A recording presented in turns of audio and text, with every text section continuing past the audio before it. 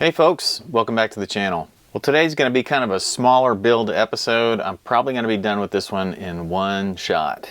And this project is going to be for a good cause. I have a local school that needs a couple of guitars, and I'm going to be donating this one and the Licks Pro that I've featured in a previous episode. As you know, that Licks Pro is a thrift store find, and so is this. This is another Squier SE Stratocaster. I use these a lot for the basis of my builds. They're really common to find because they were part of a Strat pack that was sold in a lot of retail stores. And while this one would probably be okay to donate just as is, I think I'm going to do a couple quick upgrades to it because it has a couple issues that I need to fix, and I might as well do the upgrades while I'm in there. I'll go through those upgrades as we go through the episode, but generally I'm just going to do some cosmetic stuff. But I know I've got some screw holes that need to be filled because there are some screws that are stripped. The bridge is riding a little bit too high, and a lot of this hardware is just kind of tarnished. So we're going to take care of all that stuff today, but I need to start by tearing down this guitar. And before I tear it down completely, I do want to just check out some of the functions. So we're going to check neck relief real quick, and then I'll test out the electronics.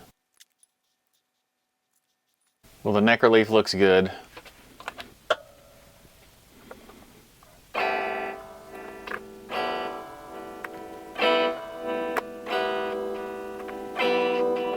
Alright, well, all seems well here. I've got a couple scratchy tone pots, but we'll take care of that. I'm going to go ahead now with a complete teardown.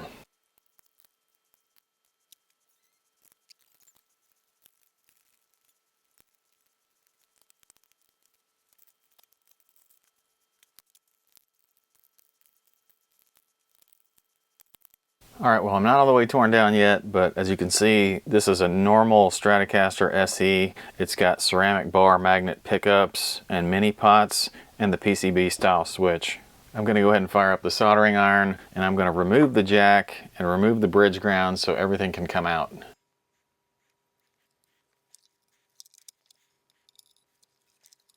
Alright, well, now that I'm in here, I can see I don't have any broken wood here on the block in front of the tremolo. I do have a couple of finish cracks, but that always happens on these Squier SEs for some reason. Now, the other problem with this body is that a couple of the screws felt really loose, and here's why one of them was loose, and it's because this wood here is broken off. So I'll glue that back, and we'll probably fill that hole and re-drill it.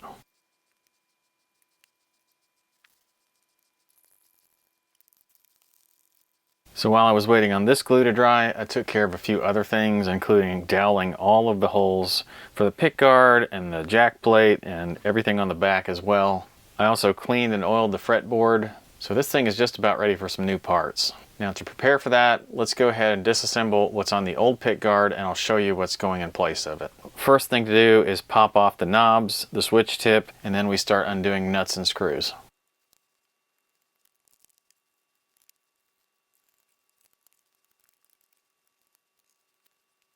So this is the pickguard that we're going to use in place of the old one.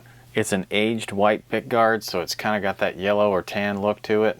And I've got a mismatch of other parts that go with it. I've got one Fender artificially aged pickup cover and then two white actually aged pickup covers that kind of match. So I'm going to go ahead and use this as a set of three. And I've also got a set of aged knobs and a pickup selector switch. The Stratocaster pickups are all 52mm pole spacing, so American style pickup covers all work just fine.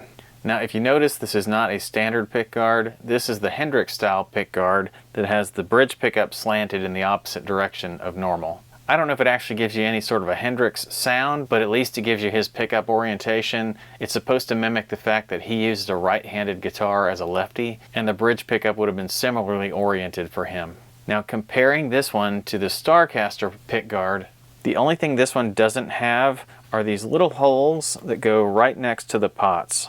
And that's to keep them from spinning in their holes. And I think most of the reason that they actually did that was because the shafts on those pots are actually quite a bit smaller than the holes in the pickguard.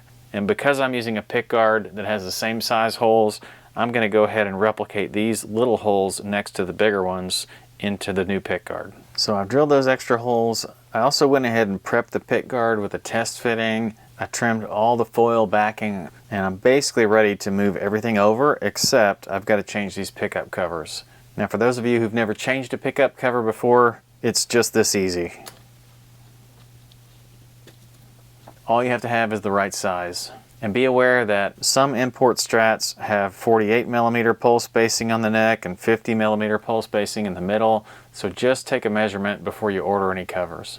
Oh, and by the way, I wanted to point out that this pick guard and this particular pickup cover were a donation from my viewer friend Mike. So Mike, thanks again for the help you provided me, and your parts are going to good use. So now I'll assemble all this off camera, but it goes in just the same way it came out. Here's the assembled guard. I still have some wires to tidy up on the back, but overall it looks pretty good. And now I'm just going to drop some deoxit into the tone pots to clean up the scratchiness we heard earlier. Might as well do the volume pot while I'm at it. I'm going to also tie up some loose wiring back here.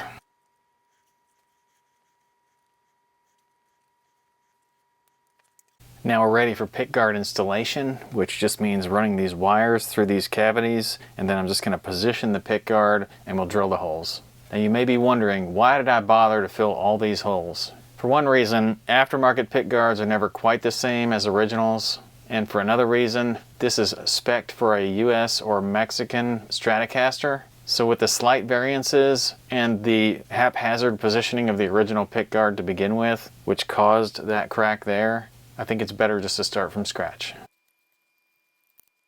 Now you've probably seen me install pickguards before, in which case I've probably gone through the whole thing about the differences in US spec and imported screw sizes. In this case, I'm just going to use the screws that came with this pickguard, and they are the larger head, but for the purposes of this guitar, which is just going for school instruction, I think they'll be fine. And even though I'm sure they will be fine, it still drives me nuts to no end that these screws are just slightly larger than the bevel on each one of these holes. But I just have to tell myself I'm not going for perfection here.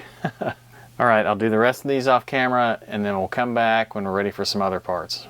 Another upgrade I've got on hand is a tuner upgrade. I'm not going to a vastly different style of tuner, but I am going to put these Jinho tuners in that I've got. These are older Korean ones, but from my testing, they seem to be a lot smoother than the ones that are on here. And it's possible that I could oil these, but I might as well just go ahead and do the replacement and give these kids a little bit better tuner performance.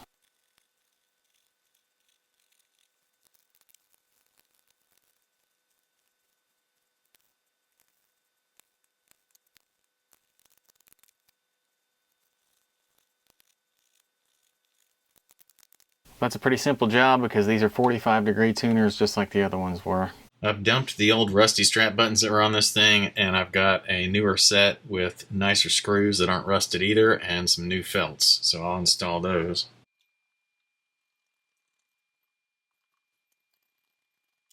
And I'm going to do a couple of quick tests off camera just to make sure the electronics are good and make sure I haven't left anything out, but I think we're almost ready for some strings.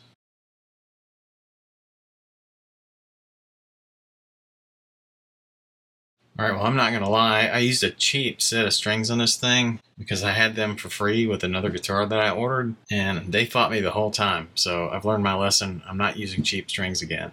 I would not have wanted to throw them away because they're actually a perfectly good set of strings. They just happen to be wound really tightly in the package and they were curled up something fierce. Anyway, they're on now and I can tell that I've got several adjustments left to do. And the main thing I've got to start with now is the bridge. It's still riding a bit high, even though I tightened the claw quite a bit before I put the back plate on. So I'll take the back plate off, and we've got to tighten these claw springs even more.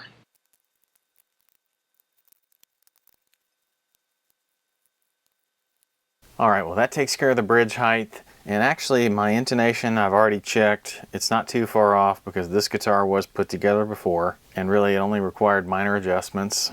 Same thing for saddle height and pickup height. The pickup height I did have to actually set because remember we changed all the pickup covers and whatnot out, so the heights were not set. But if you're curious how I did that, I've got a video out there. You can go find it. It's a quick tip video on setting Stratocaster pickup height.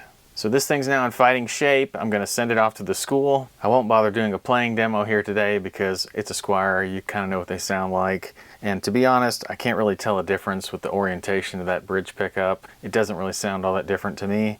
But thank you all for hanging out through this build. I also want to show you a quick picture of the pedal board that I put together. which is also for the school and also contains more of Mike's donations, along with some really good deals I got on Prime Day on some Kmise pedals and an off-brand tuner pedal. The build starts out with this cool gator case, and everything sits on a live wire pedal board. The signal starts out in a tuner pedal and moves on to a compressor pedal. Then there are a couple of different overdrive pedals to choose from, a chorus and a delay pedal, and then finally a row and beat loop that came directly from Mike. I've thrown in some chords that Mike and I both have chipped in, and altogether it's going to be a really cool package that I think the kids will learn a lot on. They have a jazz band and an advanced guitar class, and I think those things will really benefit them. But anyway, thanks again for hanging out with me through all this. I appreciate when you guys give me all the likes and all the comments. Thank you for helping me hit 3,000 subscriptions. Be sure to check out my Amazon links and check out the Hacks Guitar Hobby Facebook group,